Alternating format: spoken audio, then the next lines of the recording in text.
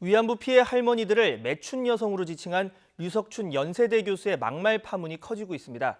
류 교수는 입장문을 내고 언론과 학교가 강의실에서 한 발언을 맥락 없이 비틀고 있다며 반발하고 나섰는데요. 또 조금 전에 들어온 소식인데 이 연세대는 류 교수의 해당 과목 강의를 중단시키고 공식적으로 진상조사에 착수했습니다. 취재기자 연결해 자세한 내용 알아보겠습니다. 나혜인 기자. 네, 사회부입니다. 네, 류 교수에 대한 고발장 오늘 접수됐다고요?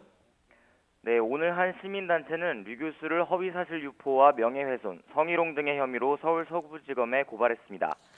위안부 피해자를 매춘 여성으로 지칭한 류 교수의 발언이 위안부 할머니의 명예를 훼손했고 질문한 여학생에게 매춘 과정을 설명하며 궁금하면 한번 해보라고 한 건 성희롱이라고 주장했습니다.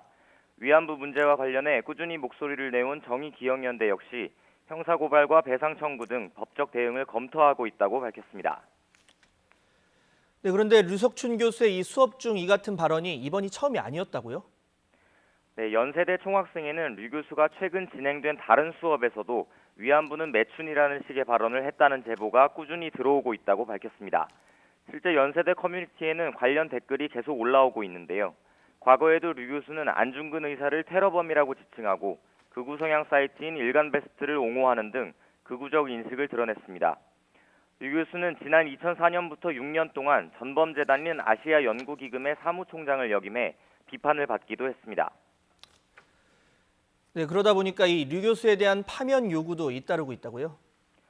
네, 연세대 총학생회는 류 교수의 파면을 요구하는 성명서를 내고 오늘 열리는 정기중앙운영위원회에 관련 안건을 상정해 가능한 모든 대응을 준비하겠다고 밝혔습니다. 연세민주동문회와 이한열 기념사업회 등 연세대 동문단체들도 공동성명을 내고 학교 측에 류 교수의 파면을 요구했습니다. 이들은 학교가 류 교수의 파면을 결정할 때까지 서명운동과 교내 촛불 집회 등을 열겠다고 밝혔습니다. 정치권도 일제히 비판 성명을 내고 류 교수를 파면해야 한다고 목소리를 높였습니다. 자, 이렇게 파면해야 한다는 목소리가 높은데 이에 대해서 연세대 측 반응은 어떻습니까? 네, 방금 들어온 소식인데요. 연세대학교도 공식적으로 진상조사에 착수했습니다. 동시에 류 교수의 해당 과목 강의를 중단시키겠다고 밝혔습니다. 연세대 측은 구체적인 사실관계를 파악한 뒤 징계 절차에 착수할 예정인데요. 연세대 정관에는 학생을 포함해 학교 구성원이 징계를 요구하면 교원징계위원회가 60일 안에 징계 여부를 의결하게 돼 있습니다. 자, 이런 가운데 류 교수가 입장문을 냈습니다. 내용을 좀 소개해 주시죠.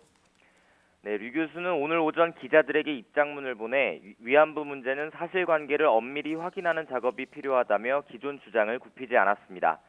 그러면서 자신의 강의 스타일이 직선적이기는 하지만 결코 학생들을 혐오하거나 차별하려는 의도는 없었다고 해명했습니다.